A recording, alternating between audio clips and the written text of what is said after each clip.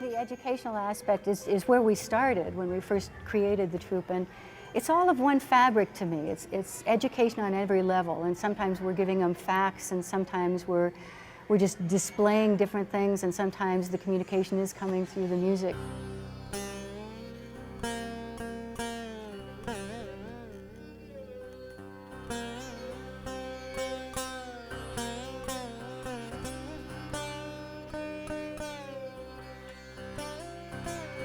Music obviously is a way human beings communicate to each other.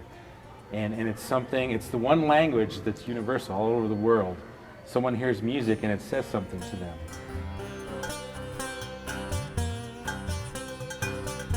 The fact that there are other musics out there that's not pop music, it makes me happy to feel like I can bring that kind of education to somebody.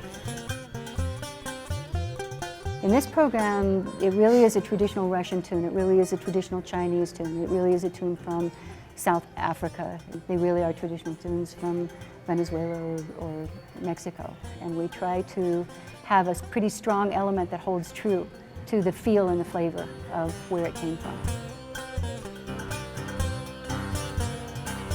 And that's what makes it so cool to me, is because it shows this big map and it just shrinks it down to the little tiny blue marble that the world is.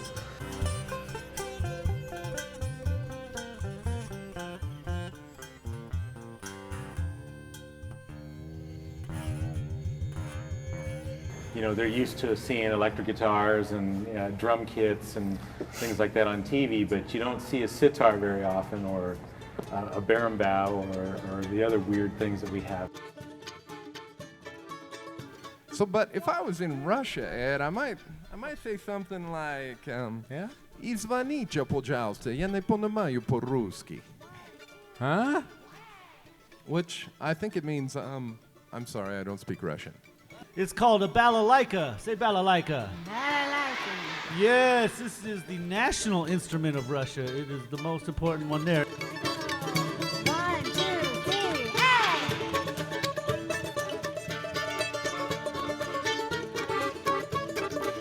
Okay, you ready? We're gonna do it twice. The kids seem to be really excited when we ask them to do stuff and participate. Hey, 1, 2, 3, hey, 1, 2, 3, hey, 1, 2, 3, hey! What we're going to do is I'm going to be clapping a rhythm, and then I want you to copy it or echo back to me. Okay, so check it out. So I'm going to go clap, clap.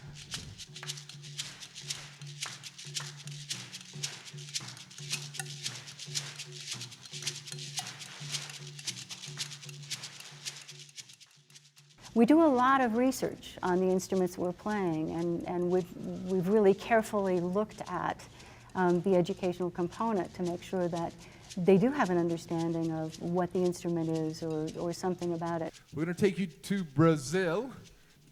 So these instruments we're going to play for you now, they're from the drum family. These have a special name too, because originally they were used as a hunting call to hunt a small furry critter called a cuy. This is called a cuica.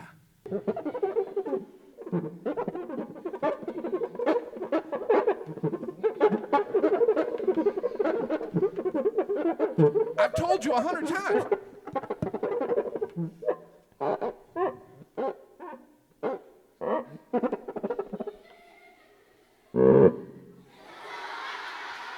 Now, the thing we're going to do next is we're going to do a folk tune which comes from the Appalachian Mountains of our great United States.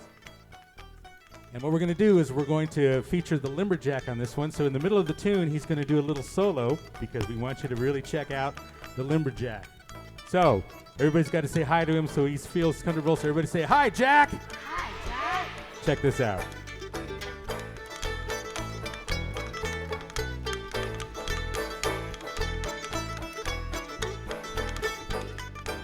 But it's kind of, everything is geared towards the education of bringing them in, letting them experience the music, and then just the education of what the music sounds like, feels like, what it does.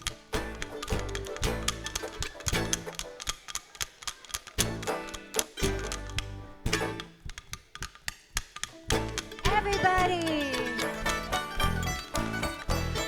The children, these young people have hit me with so much wisdom and like knowledge that I see inside of them, waking up or remembering things, just like, wow. So I think they do get it. I think to think that they don't get it is really not giving them the credit that they deserve. So if I were in China, I might say something like, 对不起，我不会说中国话. Eh? Which means, I'm sorry, I don't speak Chinese. That's right. good for you. Well, this morning we were at breakfast and the hostess told us that her kids, we must have been at their school. And I said, well, yeah, I think we probably were. She said, but her kids put on a musical performance for her that night. And I thought that was just great. Somebody, they're getting it, they're taking it home and they're sharing it after they got it.